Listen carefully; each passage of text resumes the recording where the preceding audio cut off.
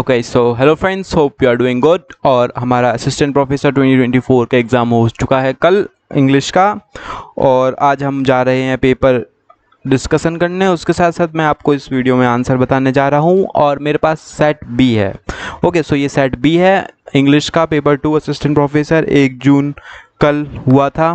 ठीक है, चलिए ज़्यादा समय ना बर्बाद करते हुए चलते हैं।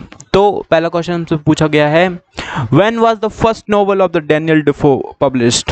सो इफ अगर आप लोगों को मैंने बहुत बार बोला कि गो थ्रू द सिलेबस और read all the publication dates as well as everything, I have told you, I have gone through so much content to provide you a best lecture which is still there on my YouTube channel. Okay, so the right answer is 1719, और ये किसकी publication date है? It's a publication date of Robinson Crusoe. Okay, so now let's move further to the second question, that is, what is the main theme of the book 1 of the Gulliver Travels? What was the name theme? So the right answer is to deflate human pride. Okay so it is the right answer, A is the right answer. Okay so book 1 की बात हुई है यहाँ पे ना, तो to examining the life of the people, ये तो पूरे बुक में ही चल रहा है, book 1, book 2, book 3, book 4, but यहाँ पे स्पेसिफिक किसकी बात हुई है? बुक 1 की बात हुई है ना। तो किसका इसका आंसर क्या सही हो जाएगा? टू डिफ्लिएट ह्यूमन प्राइड है ना, बुक 1 की बात हुई है। लिलिपुट्स है ना, लिलिपुटियंस।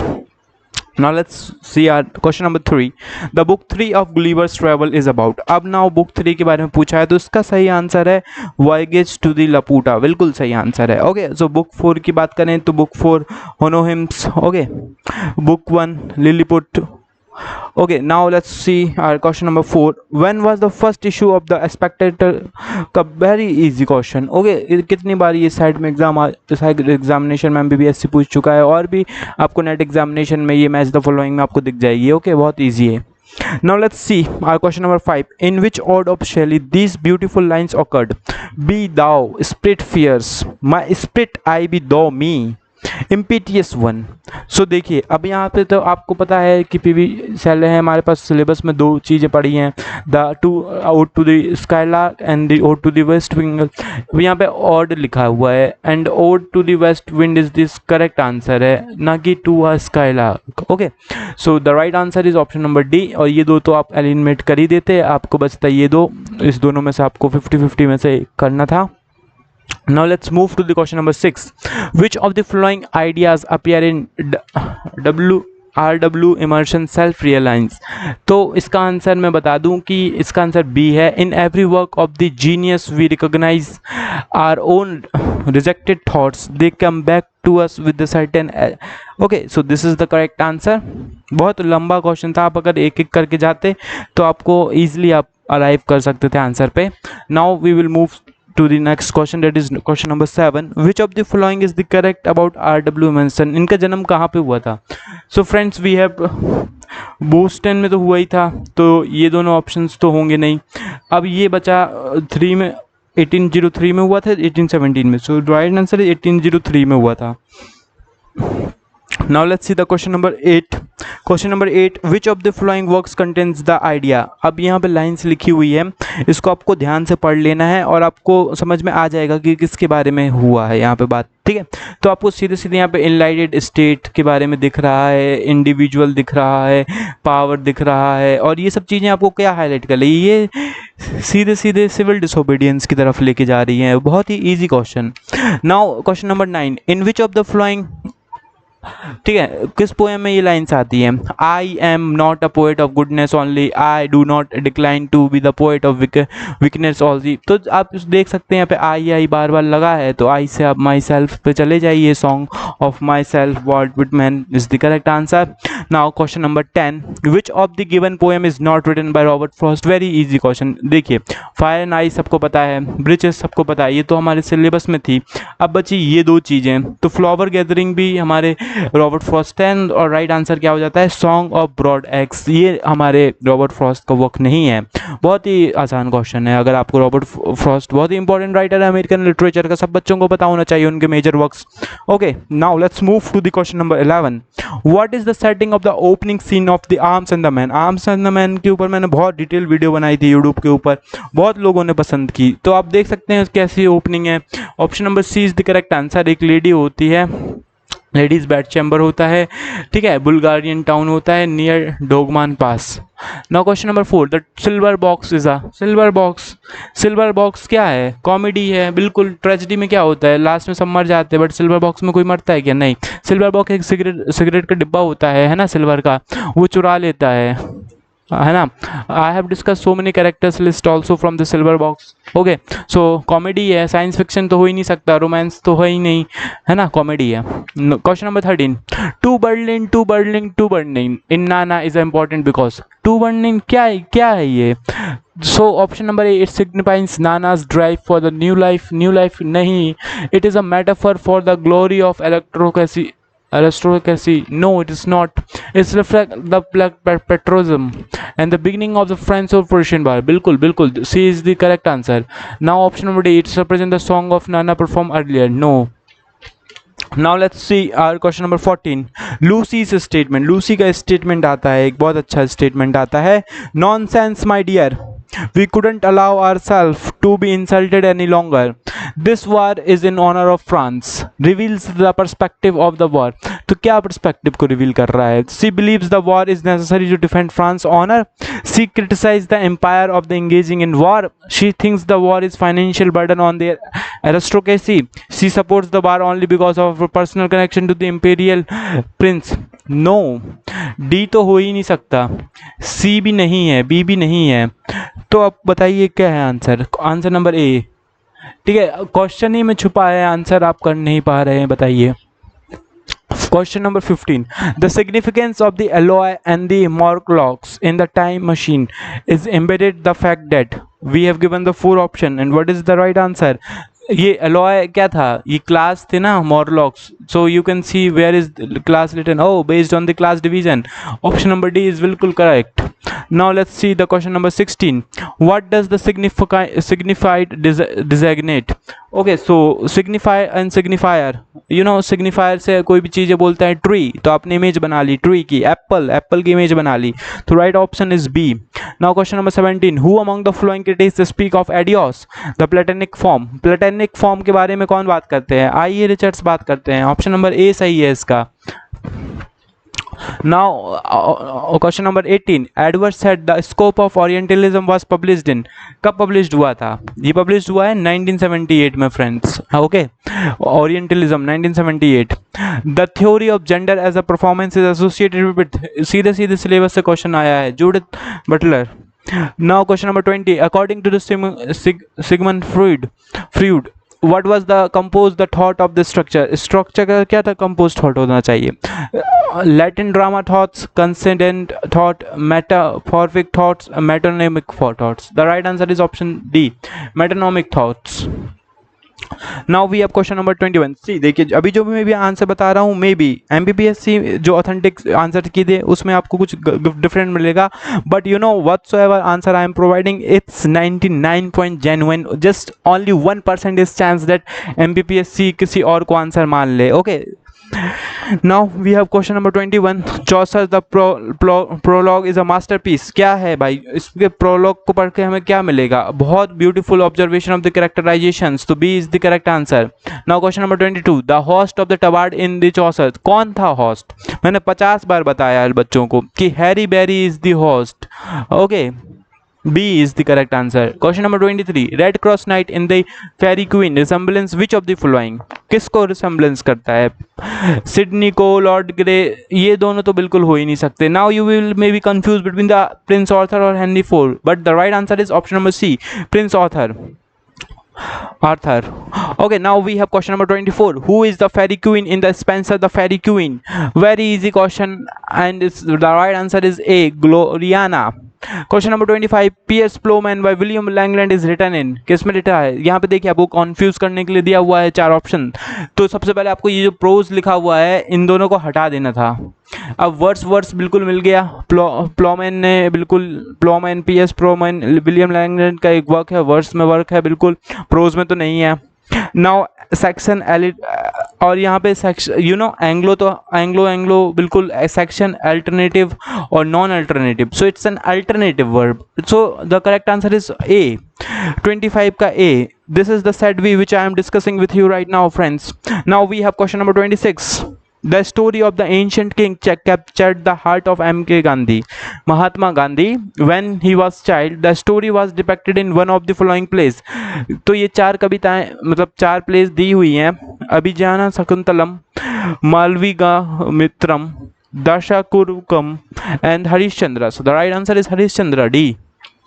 Question number 27, which among the following is not the work of R.K. Narayan? R.K. Narayan major writers, major works आपको पता होने चाहिए। तो आप देख सकते हैं Swami and the friends, Malgudi यहाँ पे लिखा था, टाइगर ऑफ मालगुडी, बिल्कुल ये दोनों तो इनका फर्ड। Now you may be confuse between the Karma and the talkative man, but the right answer is C, Karma is not a play by the R.K. Narayan. Okay, now we have question number 28, who told Bakha that if he wished to be Sahib he would have first to go to school? बखास mother बोलती है, बखास की sister बोलती है, M.K. Gandhi बोलते हैं कि बखास uncle बोलते हैं? तो महात्मा गांधी जी बोलते हैं भाई इनको, है ना। तो क्वेश्चन नंबर 28 का आंसर सी है। Now question number 29, in the novel The Serpent and the Rope, Govind Nair works as a clerk in ration shop number, क्या नंबर था राशन शॉप का friends? What is the number of the ration shop? I have gone through the text and I have made a video on it, so I have told you that how many shops were there, 56 दुकान, 56, है ना। फिर मैंने बताया था इंदौर के example देके, इंदौर में 56 दुकान करके बहुत फेमस जगह है, आपको याद रखना है। Still friends you are marking it wrong. Okay, so now let's move further. Now we have question number 30. In the first chapter of The Wings of the Fire by APJ Abdul Kalam has quoted the following rhyme. The earth to him belongs those vast and boundless skies. Both seas with him rest, and yet in that small pool he lies. Name the Veda from this above lines: Rig Veda, Samveda, Yajurveda, Atharveda. Friends, which is the correct option? Yes, the option number A is the correct answer. Now we have question number 31. What aspect of our doll house was considered revolutionary by the audience in 1980s and 1990s? कौन सा है friends? A tense dialogue between Nora and Toward in the Nora's departure, the use of coincidence and the contrast in the plot, option number C, the Christmas festival, or option D, the romantic sentimental themes of the play. So the right answer is option number A is the correct answer friends. Option number A is the correct answer, the tense dialogue between the Nora and the Toward in the Nora's departure. Now let's move further to question number 32. In Daddy by Slavia Plath, imply of these line, इस line का मतलब बताना था आपको। Every woman adores a fascist, the foot in face, the brute heart of the brute like you. तो इसमें क्या बताती है? Option number A, she admires a strong and the powerful man. Option number B, she refers to historical readers to whom she respects. She expresses her love for her father. She cautions oppressive and the tyrannical male figures. Yes, आपको option देखते ही पता लग जाएगा कि क्या सही answer है। Option number D. Now we have question number 13. In the Whitsun-Badding, Philip Larkin, okay, Philip Larkin का वर्क है Whitsun-Badding. What is the tone of the concluding lines? इस टोन क्या है concluding lines का? ये लाइन आप देख सकते हैं स्क्रीन पे। A sense of a falling like an arrow shower sent out of sight somewhere becoming rain. Very very very easy question if you read this line 2 times 3 times. I have already told you कि कैसे attempt करना है आपको अगर कोई lines आती हैं उसको 4 बार पढ़िए, 5 बार पढ़िए, और मैंने हर एक चीज़ को अच्छे से डिटेल से बताया था। अगर आप इस लाइन्स को पढ़ेंगे तो आप सीधे पहुंच जाएंगे आंसर पे, और आंसर इसका बी है, a sense of melancholy inevitability. Now we have question number 34 from Fernhill by Daniel Thomas. The speaker describes the passage of time. Time held me green and dying though I sang in my chants like a sea. What does it mean? Option number A, a joyful acceptance of the life imitation. Option number B, a reference to physical imprisonment. Option number C, a metaphor political oppression. Or option number D, a lament for lost youth and the inevitability of the growing old. Yes, so you can see the answer that option number D is the correct answer, friends. Now let's move further to the question number 35. Huxley describe beauty as, beauty को कैसे describe करते हैं Huxley? God then is in manifest in the relationship which makes things beautiful as well as the ugly. Option number A है, ठीक है. Option number B है, a material figure of beauty in itself is a cloudless evening sky which we find inexpressibly lovely, although it possesses no orderliness of the arrangement. Option number C, beauty arises when the parts of a whole are related to one another and to totality in the manner which we apprehended. And option number D, moral ugliness arises. So देखो, ugliness की बात तो क्यों कही करेंगे, celebration. Okay, so this option is not there and option number A is also not there. Now you may be confused between B and C, but I want to tell you that the right answer is option number C. Okay, now let's move further to the question number 36. The book Piers Plowman has divided into parts में divided है, मैंने बताया था. और parts को क्या बोलते हैं? पाउजेस. बहुत इजी क्वेश्चन है. Now let's move further and we have arrived at the question number 37. Where is Sir Thomas Marolles supposed to have written his work? What is the author? In prison, in France, in battlefield और in London. तो battlefield में कैसे कोई work लिख सकता है? अब place हमें 3 मिल गई, मतलब 2 मिल गई, फ्रांस और लंदन, बट फ्रांस और लंदन तो बिल्कुल भी नहीं है. Option number A is correct. Now question number 38. Malory Morte the author is full of, इसमें किसका डिस्क्रिप्शन है? डिस्क्रिप्शन ऑफ बाजार है. Option number B, description of tournaments, castles, heroic battles and the single combats, description of churches and the temples. और option number D, description of schools and colleges. School and colleges इस century में अगर आपने देखा होगा, when this work is published, there is no description of schools and colleges as well as no description of bazaars. You may be confused between these two, but the church and temples तो है ही, but heroic temples ये सब का भी है, तो option number B correct हो जाता है. Now let's move to the question number 39. Whom does the Dr. Faustus call up to satisfy his desire for matchless beauty? यहाँ पे ब्यूटी की बात करिए तो डॉक्टर फॉक्टस किसको बुलाते हैं? हेलेन ऑफ ट्रॉय को बुलाते हैं. तो option number B is the correct answer. Now question number 40. Ben Jonson क्या है? Both a dramatist and the writer of relics, और बस ड्रामेटिस्ट हैं और राइटर ऑफ रिलिक्स है, और नॉवलिस्ट है. नॉवलिस्ट तो बिल्कुल हो ही नहीं सकते, है ना. अब यू में भी confuse between these to, but ये तो दोनों ही है, तो ऑप्शन नंबर ए करेक्ट हो जाता है, friends. Now we have question number 41. Which of the following is the defining feature of the consonant? Okay, so what is the defining? Option number A, they are always spontaneous. Option number B, they are produced without any obstruction in the vocal tract. Option number C, they involve some degree of the blockage or the obstruction in the vocal tract. They are only sounds found in the syllable. What is the correct answer, friends? Yes, so C is the correct answer. They involve some degree of blockage and the obstruction in the vocal tract. Now we have question number 42. What is the primary function of the transformational rules? Primary functions क्या होता है, friends, transformation rule का? To generate finite number of sentences. Option number B, to map deep structure into the surface structure. Option number C, to determine phonetics interpretation of the words. और option number D, to restrict sentence formation. So sentence formation कहाँ से आ जाएगा? ये तो बिल्कुल restrict sentence formation तो नहीं होगा. To generate finite number of sentences तो नहीं होगा. Now may you be confuse between these two. The right answer is option number B, to map deep structure into the surfaces. But C भी हो सकता है. एमपीपीएससी की जब answer C आएगी जब ही हमें पता चलेगा इसका answer. Now question number 3 is there, 43 is there. How does the direct method ensures students understand new words? How? बहुत अच्छे से क्वेश्चन को पढ़िए. How does the direct method ensure students understand new words? By translating them into the native language, by using real objects, pictures or the other visual aids, by asking students to look up them in the dictionary, by giving them words listed to memorize. बहुत ही easy question है. Option number B is the correct answer. Now we have question number 44. Which one is not a principle used in the grammar translation method. Grammar translation में कौन सा principal use नहीं होगा? तो देखते हैं option number A, a fundamental purpose of the learning of language is to be able to read literature written in it. बिल्कुल बिल्कुल, ये तो बिल्कुल सही है। Student can not translate the language, student translate नहीं कर पाएगा लैंग्वेज को। Option number C, student become successful language learners.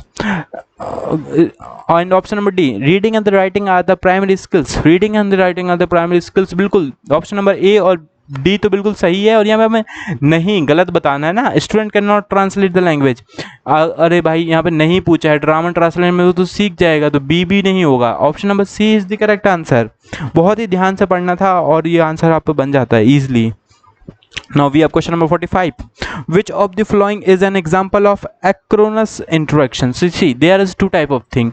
Acronymous में क्या होगा, आप एक साइड से बस मैसेज भेज रहे हैं, ये सामने वाला सो रहा है, बैठ रहा है, उठ रहा है, आपको नहीं पता, बट यहाँ तक आप मैसेज डिलीवर कर दे रहे हैं, वह है। वेयर सिंक्रोनस में क्या होगा, दो पर्सन इन्वॉल्व होंगे और एकदम रियल टाइम इंटरेक्शन होगा। तो ये क्वेश्चन में बताना था आपको, which of the following example of asynchronous. Asynchronous मतलब आपने कुछ डिलीवर कर दिया और जब वो पर्सन की मर्जी होगी तब वो देखेगा और फिर रिप्लाई करेगा। तो video conference is a synchronous, बिल्कुल। Electronic chat transmitted over cell phones, बिल्कुल। टेलीफोन्स कन्वर्सेशन, बिल्कुल। ईमेल्स नहीं है, email is the best example of asynchronous interaction. So the option number C is the correct answer. Now let's move further to the question number 46। For Joseph Addison true wit considered in the. True wit के बारे में Joseph Addison कहते हैं, तो हमारे पास चार option है। Resemblance and the congruity of ideas, resemblance and the similarity of the concept, continuity of the concept and the ideas, expression of the thoughts and the emotion. So the right answer is option number A, resemblance and the continuity of the ideas. Now we have question number 47. Who among the romantics poet was the entirely untouched by the French Revolution? French Revolution को बिल्कुल भी touch नहीं किया था, कौन से writer थे? शैली, ब्रियन, सौदी, कीट्स। कीट्स ने कभी भी फ्रेंच रेवोल्यूशन के ऊपर कोई ना वर्क लिखा ना कुछ बात करी है। Now question number 48. Where did the Samuel Johnson object to the Alexander Pope's celebrated definition of the true wit? True wit के बारे में बहुत बार पूछा जा रहा है आपसे question, as well as was often was thought but never so well expressed. तो ये चीज़ें आपको सैमुअल जॉनसन के वर्क में लाइफ ऑफ द पोएट्स में देखने को मिलती हैं। उन्होंने 52 राइटर्स को कवर किया है। तो और ये बात पूछ रहे हैं क्वेश्चन में अलेक्जेंडर पोप के बारे में, तो अलेक्जेंडर पोप के बारे में अगर कुछ भी पूछ रहे हैं तो लाइफ ऑफ द पोप के बारे में ही होगा। तो ऑप्शन नंबर ए है, बहुत ही ईजी क्वेश्चन है। Okay, now let's move further to question number 49. Where did Samuel Johnson state that he redefined the language, empowered the sentiments and the turned the numbers of the English poetry? है ना, Samuel Johnson की अब ये statement है, आपको बताना है। Option number A, life of Milton, life of Dryden, life of Pope और life of Cowley. So the right option is option number B, life of the Dryden. Now we have arrived at the our first stage, that is 50. Now in this question paper we have total 150 questions and now we are doing the 50th question. It means हमने 1/3 part cover कर लिया है। तो अब अगर आपको ये video अच्छी लग रही है आप बिल्कुल शेयर करिए अपने दोस्तों के साथ, उनको भी आंसर पता होने चाहिए, और अपना एनालिसिस करिए और इंटरव्यू की प्रिपरेशन करना शुरू कर दीजिए। और आपको यूट्यूब चैनल को सब्सक्राइब कर लेना है, where I am going to provide you the interview tips as well as help you throughout the process of the selection and I want you to become an assistant professor. So if you are with me, then you are be sure that you will able to become assistant professor very soon. So please subscribe to my channel. You can also join my Telegram channel where you will get this PDF question paper as well as answer keys. I will provide you in the group free of cost. There is no charge. Okay, though please join that Telegram channel as well as subscribe to my channel. Let's see the question number 50. Which phrase has been used by Wordsworth to express the development of his attitude to the nature in the Titan Abbey? Titan Abbey बहुत ही famous work था और किस में लिखा हुआ था? 1798 में preface to रेलिकल ballets. तो 1800 का वर्क है, बट रेलिकल बैलेट्स जो एसटी कॉलेज और वर्ड्सवर्थ का दोनों ने साथ मिलकर लिखा था, उसमें टिटन अबे को पब्लिश कराया गया था और ये नेचर एंड लव के बारे में बात करता है। तो ऑप्शन नंबर ए बिल्कुल सही हो जाता है। Now let's move further to the question number 51. Abhinav Gupta wrote an extensive commentary on the Bharatnath Shastra. What is the name of that commentary? क्या नाम था? Option number A Abhinav Bharati, option number B Kavya Darsha, option number C Kavya Alankara, option number D Dasharupa का। So Dasharupa का तो हो ही नहीं सकता। Now you may be confuse between two, but the correct answer is A, Abhinav Bharati इसका करेक्ट आंसर है। Now let's move further to the 52। देखो एमपीपीएससी बहुत ही चालाक है, उसने देखो काव्य दर्शा और काव्य अलंकारा ऐसे ऑप्शन दिए ताकि आपको ऐसा शक हो कि इसी दोनों में से एक आंसर होगा, बट ऐसा नहीं होता है फ्रेंड्स। समटाइम्स इसके अलावा भी कुछ और ऑप्शंस होते हैं। मैंने आपको बताया था आपको कैसे गैस करके टिक करना है अगर आपको क्वेश्चन नहीं आता है। अब आपने मेरी वीडियोस नहीं देखी तो उसमें मैं क्या कर सकता हूँ, बट अगर आप अभी के अभी मेरा चैनल सब्सक्राइब करते हैं और सारी वीडियोस देखते हैं तो आपको हर एक चीज़ अच्छे से पता चल जाएगी। Now let's move further to the question number 52। What is the root of each rasa? Each rasa का क्या रूट होता है? बिल्कुल इजी क्वेश्चन है। भाव कैसा भाव? क्रोध है, आपको खुशी है, दुख है, गम है, सब क्या है? भाव है। Now question number 53। Which theory of Bhartrhari as expressed in Dhvanyaloka has influenced Anandavardhana? Anandavardhana बिल्कुल ध्वन्यलोका मतलब क्या? ध्वनि। Option number C. Now question number, बहुत ही इजी पेपर लग रहा है मुझे अभी तक तो, but you can consider is moderate, but because 2 दिन ऐसे मतलब 2 दिन अभी बहुत सारे क्वेश्चन और 50 क्वेश्चंस किए हैं, बट 3-4 क्वेश्चंस लगे मुझे टफ हैं, बट बाकी अगर पेपर को देखा जाए तो it's not really very tough. ठीक है, तो आप सोच सकते हैं इसके बहुत ज़्यादा वो है चांसेस कि कट ऑफ बहुत हाई हो, है ना, और सीट्स भी इस बार कम थी, around 90 seats were there, so you may have to score. अगर स्कोर करने की बात करें तो मेरे ख्याल से अगर आपने पेपर 2 में 150 में से अगर 120 के अबव आपने स्कोर कर दिया है, इस means you are getting an selection, और आपका पेपर 1 भी बहुत ज़्यादा इंपॉर्टेंट रोल प्ले करता है, और लगभग उसका 50% आपको सही करना था पेपर 1 में। अराउंड 25 क्वेश्चन अगर आपने सही कर दिया है और यहाँ से 120 क्वेश्चन कर दिया है, you are getting a selection in the assistant professor examination. Okay, बस आपको इंटरव्यू में अच्छा परफॉर्म करना है। Now let's move to the question number 54। What are the two complex notion which are at the core of Aristotle poetics? बिल्कुल बिल्कुल बिल्कुल बहुत अच्छा क्वेश्चन है। आपको इसमें बताना है 2 कॉम्प्लेक्स नोशंस बताने हैं एरिस्टोटल की पोइटिक्स में। पोइटिक्स है ना, पोइटिक्स 26 चैप्टर्स हैं, कुछ 88 पेजेस आते हैं, है ना। Imitation and action is the correct answer है इसका, क्योंकि एक्शन एंड एप्लीकेशन से कोई लेना देना नहीं है, पॉजिटी एंड मैनर से कोई लेना देना नहीं है, डांस एंड सॉन्ग से तो बिल्कुल ही लेना देना नहीं है। Now let's move further to the question number 55। Which one of the following components is not as central to the Aristotle view of tragedy? Which is not central? So इसको मैंने बहुत अच्छे से पढ़ाया था अपनी क्लास में, तो आपको पता होगा प्लॉट इज देयर, उसके बाद प्लॉट के बाद कैरेक्टर होता है, कैरेक्टर के बारे में है, उसके बाद थॉट के बारे में है, तो थॉट भी हमें ऑप्शन में मिल रहा है। Then diction is there, diction is there, diction यहाँ पे नहीं है। Okay, melody is there, melody is there, melody भी नहीं है। Then spectacle, then spectacle is also there and it is also there in option. तो ये 3 तो हमें मिल गए, बट हमें इमेजिनेशन नहीं मिला, तो यहाँ पे नॉट के पूछा है, तो हमारा option number D is the correct answer हो जाएगा। Now let's move further to the question number 56। Which of the following is a character in the Hemingway's affair to the worm? तो 4 कैरेक्टर्स के नाम यहाँ पे दिए हुए हैं, हमको बताना है इसमें से कौन सा नहीं है। तो मारिया, कैथरीन, ब्रेट और पिलर। सो देखिए ये बहुत ही मतलब अगर आपने डीप में पढ़ा है, हर एक कैरेक्टर्स के बारे में पता है, तभी आप आंसर कर पाएंगे, और इसका आंसर बी है, Catherine Barkley. Okay, now let's move further to question number 57.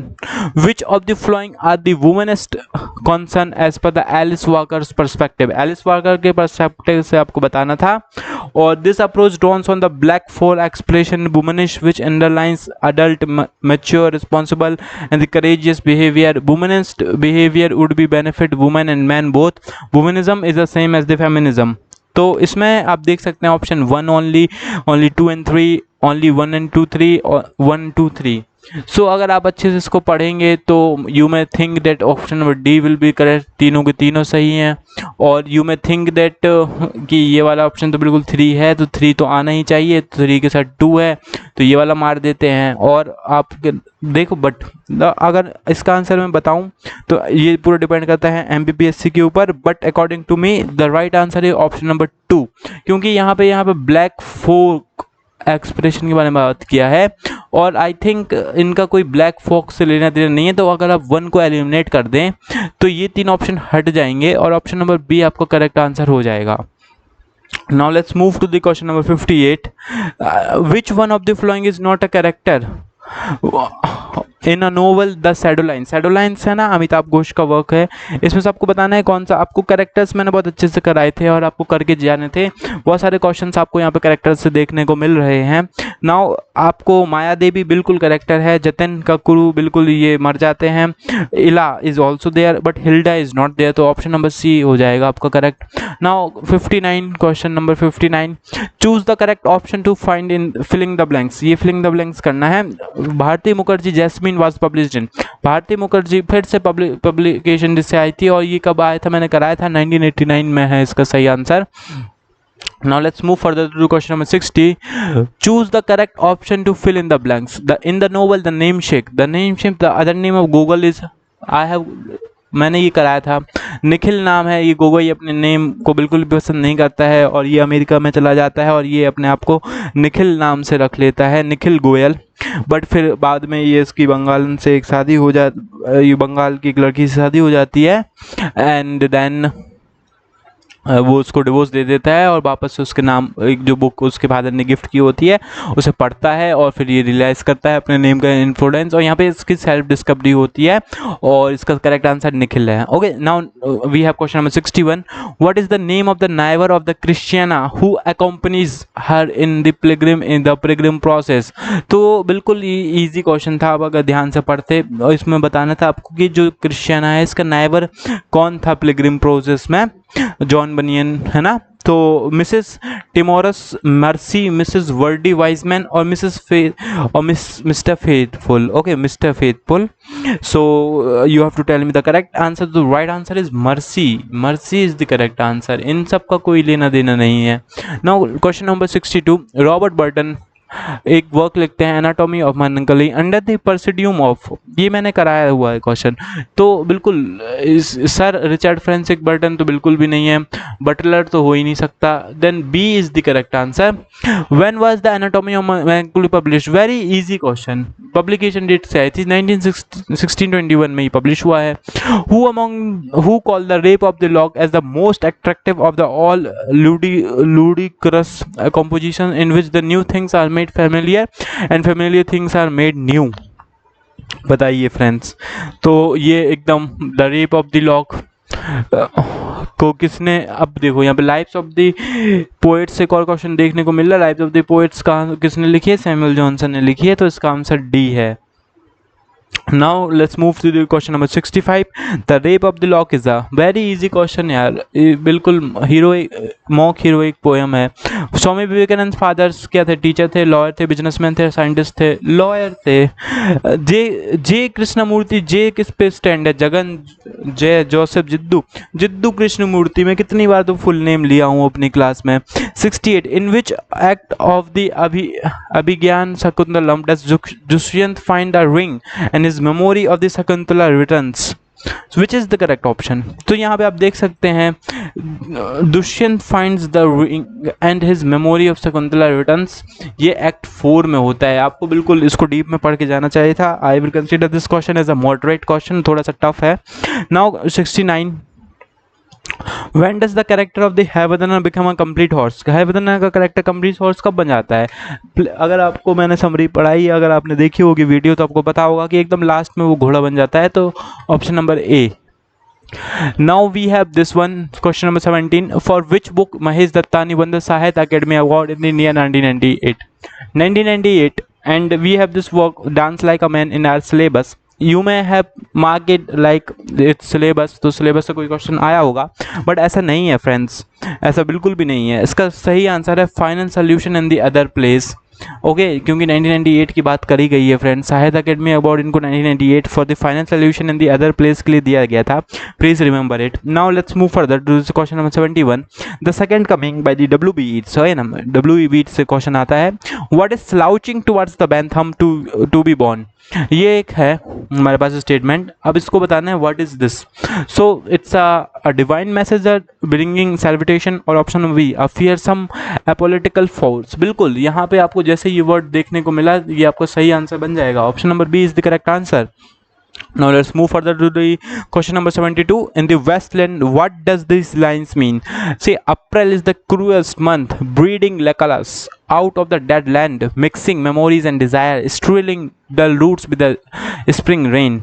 So option number A, April represent the suffering as it is forced people to remember the past. बिल्कुल, अगर आपने वेस्टलैंड पढ़ा है उसमें 5 पार्ट्स हैं, आपको बिल्कुल अप्रैल ब्यूरियल ऑफ द डेथ और ये ओपनिंग लाइंस मिल जाएंगी और ऑप्शन नंबर ए इसका सही हो जाएगा. Now let's move further to question number 73. What literary reference is being made in the Westland with the line I will show you fear in the handful of dust? ये हमारे पास line आती है Westland में, I will show you the fear in the handful of dust, और ये बताना है किसका है रेफरेंस. तो हमारे पास है reference to Shakespeare Hamlet, a direct quote from the Dante Inferno, a scientific concept of the entropy, a biblical allusion representing human mortality. तो इसका सही आंसर है biblical allusion representing human mortality. Now we have question number 74. In the riders to the sea, what does the Moria means when she says the following lines? He is gone now, and when the black night is falling, I will have no son left me in the world. इसका क्या मतलब है? Option number A, she is hopeful that her son Bertley will return. Option number B, she is waiting for her son's safe return. Option number C, she predicts the death of her last surviving son Bertley. Option number D, she believes that her son is still alive. What is the correct answer? Yes, the C is the correct answer. Now we have question number 75. What is the significance of the Moria's finals world? ठीक है, Riders to the सी में क्या है? तो हमारे पास 4 option देखने को मिल रहे हैं. जो सबसे बड़ा है, मैंने आपको गैसिंग करना बताया था और आप देख सकते हैं जो सबसे बड़ा होता है आपको सबसे पहले इसको पढ़ लेना है. They convey a profound peace, peace that passed understanding timeless speech and acceptance of the inevitability of the death, और यही आपका सही आंसर हो जाएगा, है ना. तो हमारे क्वेश्चन नंबर 75 को यहाँ पर करते हैं और यहाँ पर हमारा 50% पेपर डिस्कशन हो चुका है. I hope you like this video. If you like this please subscribe to my channel. अब हमारे पास आधा पेपर बचा है, अब हमारे पास 50% और करना है. अब हमें 50% टाइम और देना पड़ेगा. तो without any wasting our time let's move further to the question number 76. फिर से एक और क्वेश्चन आ जाता है, acronyms technology do not include. एक क्वेश्चन और देखा था, एक और मिलता जुलता क्वेश्चन हमारे पास एक और आ गया है और हम यहाँ पे मैंने आपको अच्छे से समझाया था. अगर आप अच्छे ध्यान से देखेंगे तो राइट ऑप्शन यहाँ पे सी हो जाएगा. ऑनलाइन मीटिंग पोर्टल्स यहाँ पे नहीं बताना था, वहाँ पे बताना था, तो वहाँ पे अपन ने ईमेल बता दिया था. और ये text message transmitted over phone calls, ये भी टेक्स्ट मैसेज है. और phone call over call cell phones है ना, बुलेटिन बोर्ड्स. बिल्कुल C is the correct answer. Now let's move to the question number 77 I am sorry. Now 77 question number में क्या है? Which information and communication technology tool is used for providing multi modal inputs to the English language learner? ELL अगर जहाँ आपको दिखे तो power point को ढूंढ के मार देना है, तो B is the correct answer. Now let's move further to the question number 78. नाउ 78 क्वेश्चन नंबर में हमें क्या मिलता है? Which of these figures of the speech involves a paradoxical combination of words and the expression. So ये paradox आपको combination मिलेंगे words and expression का, और ये कहाँ पे मिलेंगे फ्रेंड्स? आपको ये आपको ऑक्सीमोरॉन में मिलेंगे फ्रेंड्स, है ना. ऑप्शन नंबर बी बिल्कुल सही हो जाएगा आपका. Now let's move further to the question number 79. Which of the following best describes the pun? Pun क्या होता है friends? Pun is a play on words offering multiple meaning, है ना. pun में हमें multiple meaning मिलती है और ये ऑप्शन हमें कहाँ पे दिख रहा है? ऑप्शन नंबर डी में दिख रहा है. Now let's move further to the question number 80. Which of the following is an example of synecdoche? synecdoche क्या है? synecdoche में part as a whole और represent part represent the whole और vice versa, whole represent the part. और ऐसा हमें जल्दी से उनको पढ़ के कर लेना है. तो option number A, he is as strong as an ox. इसको synecdoche तो नहीं कहेंगे. she is an heart of gold, बिल्कुल भी नहीं. England won the match, yeah it can be. The other teachers was funny Clausius. No, the option number C है synecdoche. Okay, so now let's move further. So now we have question number 81. Now let's move further. We have question number 81, and this question is, in which year was the Azolum and the Ashophil first published? तो कब publish होता है? ये बहुत ही easy था, फिर से पब्लिकेशन डेट आपसे पूछ ली गई है और इसका सही आंसर है 1681. ठीक है, Absalom and Achitophel by the John Dryden. So now we have Absalom and Achitophel से एक और क्वेश्चन, और ये पूछते हैं ये क्या है, एक ऑड है, एक एलॉजिकल एरोग्रिकल पोएम है, क्लोजेस्ट ड्रामा है, और पिक्चर्स नोवेल है। तो ये एक पोएम है और एलर्जी एलोग्रिकल है, so B is the correct answer. Now we have question number 83। To whom did John Milton sell the copyright of his epic poem Paradise Lost? किसको बेच देते हैं ये बेच देते हैं सैमुअल सी को। Now we have question number 84. In which year was the two cantos version of the Rape of the Lock published in the Bernard Lindo's Macmillan से एक पब्लिकेशन डेट से है। ये सब आपको कंफ्यूज करने के लिए लिखा है, आपको सीधे सीधे पब्लिकेशन डेट पूछिए the rape of the lock के, और सीधे सीधे मारना था 1712। Okay, now let's move further to our next question number 85.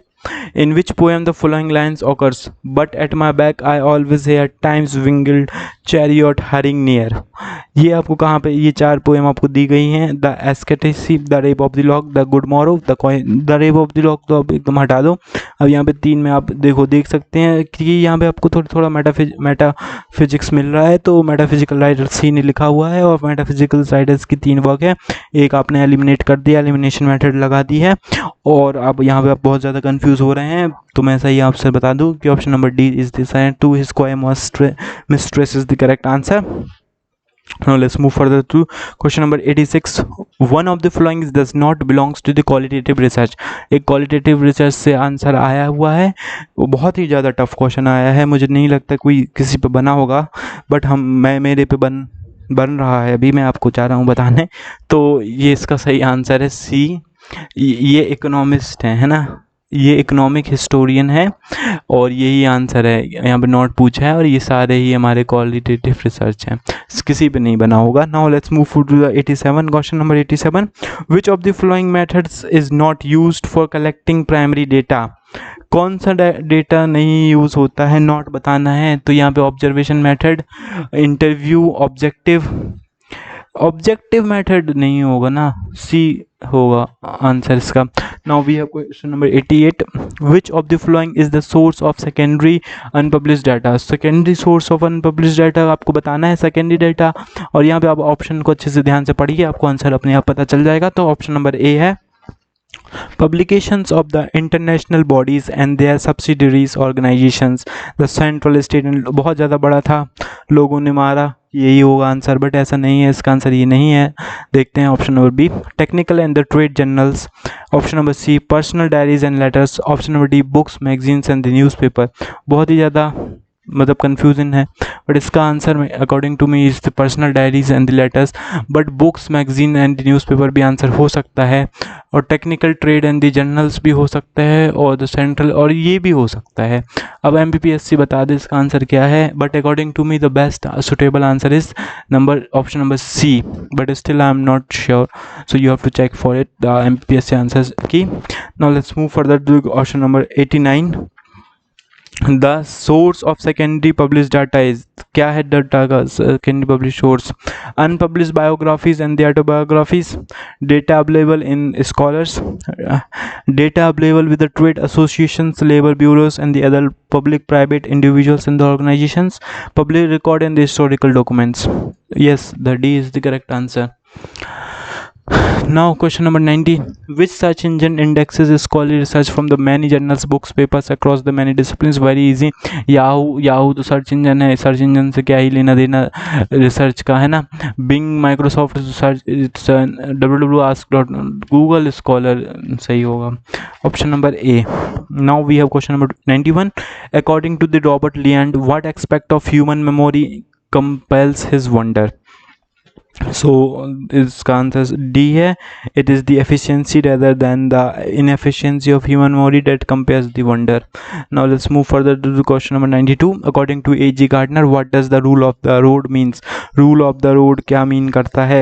Liberty is not a personal affair only but a social contract. Option number B, liberty must be curtailed. Option number C, consideration of the rights of the feeling of the others is the foundation of society. Misconduct यहाँ पे गलत हो रहा है, ये नहीं है। Individual liberty developed social harmony, नहीं. लिबर्टी मस्ट बी कल्टेड, नहीं.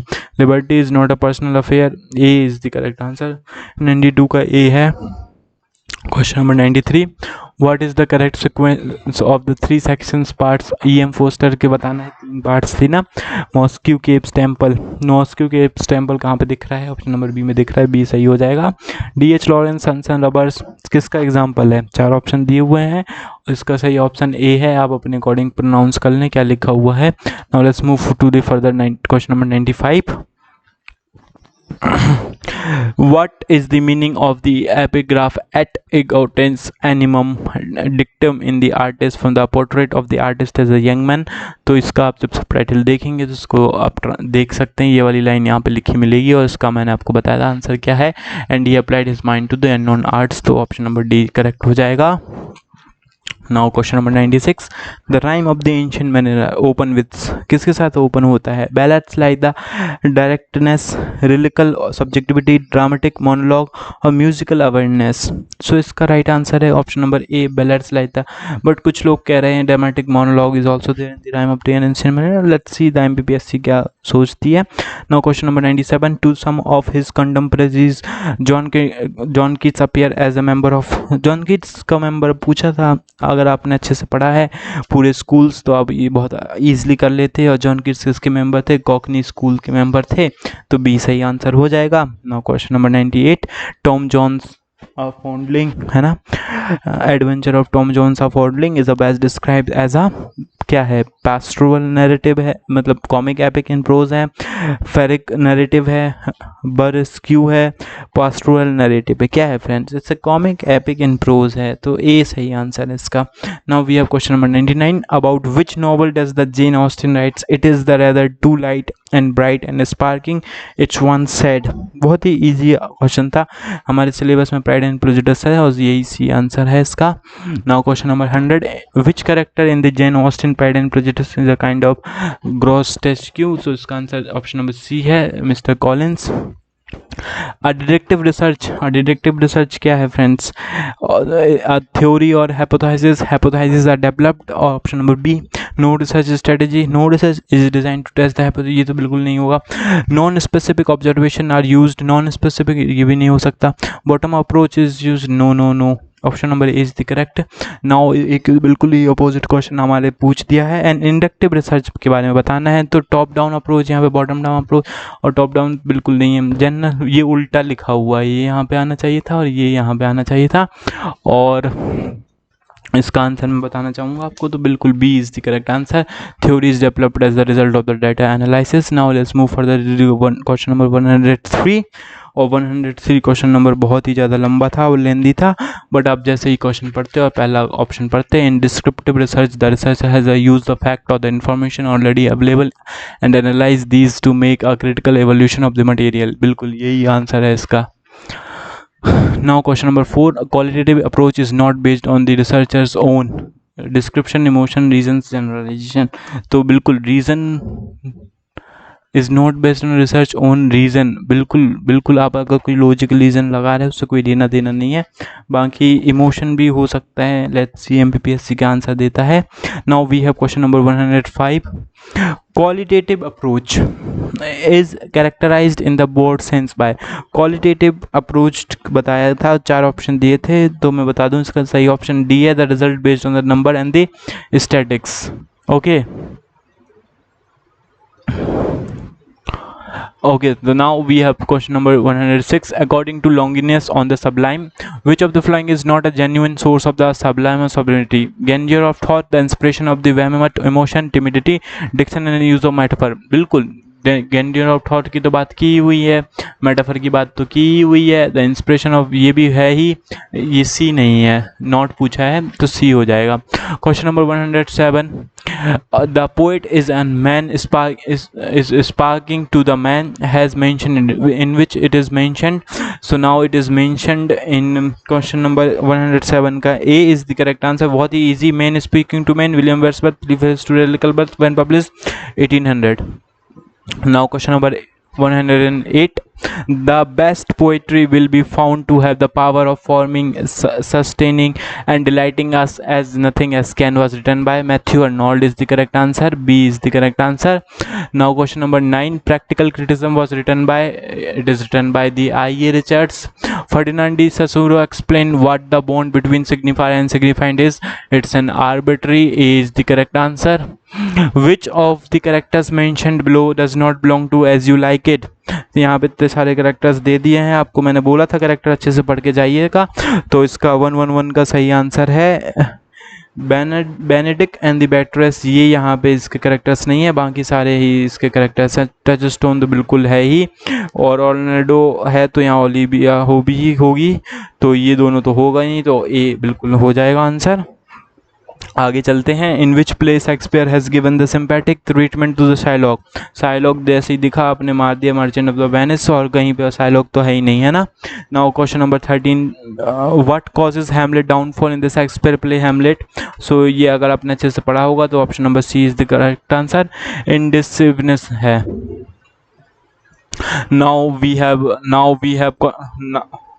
Now we have question number 114. So we are going to do only 150 questions. So right now we are on question number 114. So आप अगर आपने अभी तक video देख ली, बहुत अच्छी लगी, तो आप सब्सक्राइब करिए, और बस अब कुछ ही समय में ये वीडियो ख़त्म हो जाएगी।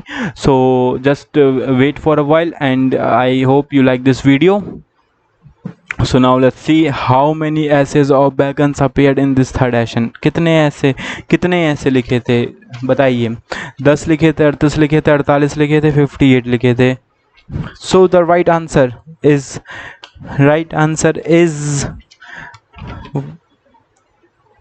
58 ऐसे लिखे थे। Okay, now we have this question number 15. बहुत बड़ा पैराग्राफ लिखा है, बट जैसे ही आप पैराग्राफ पढ़ेंगे आपको आंसर मिल जाएगा।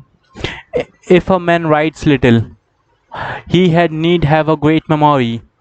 If he confer little, he had need have a present wit. And if he read little, read light की बात हो रही है, तो read पढ़ाई लिखाई कहाँ चलती है, of studies. Now we have question number 116.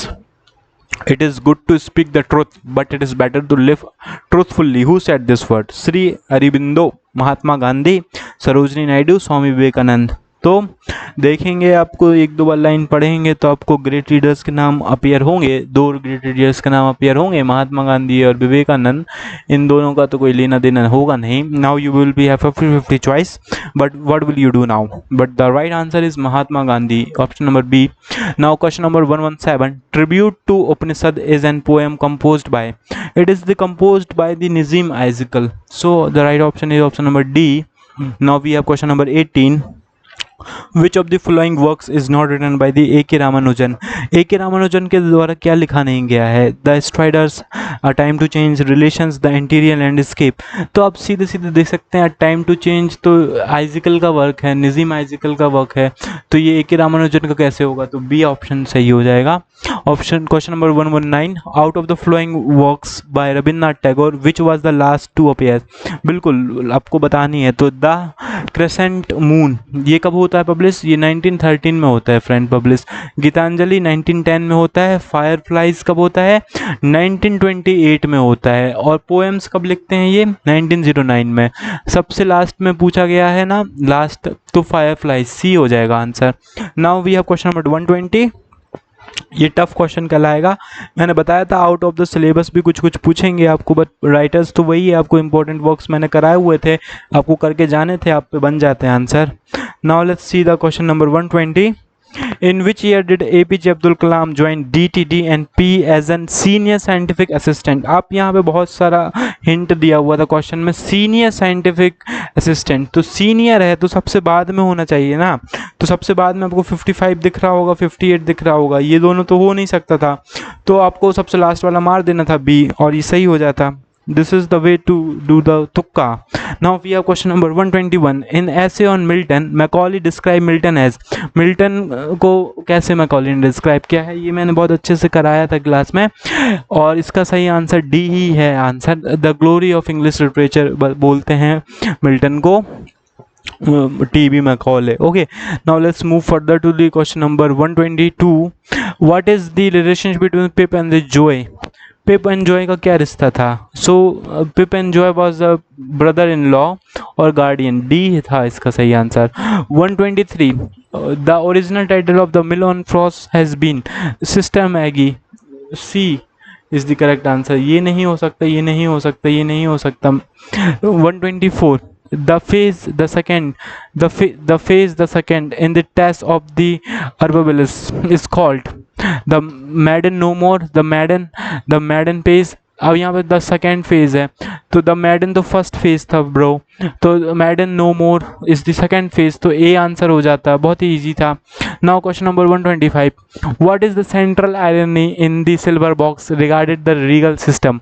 तो सिल्वर बॉक्स की मैंने इसी वीडियो में डिस्कशन की समरी, तो आप बता सकते हैं the son of a wealthy politician is forgiven while the poor man is the punished for the same crime, B सही ऑप्शन हो जाएगा।